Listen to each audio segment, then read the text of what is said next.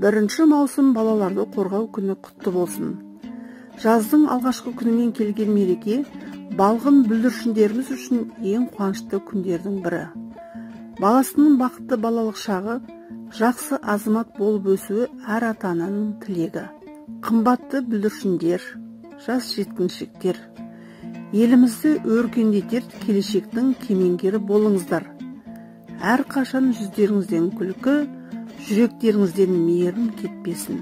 Аман болсын балалар, әрбір үйдің базары, балалар мен әр үйдің кірер сұлу ажары.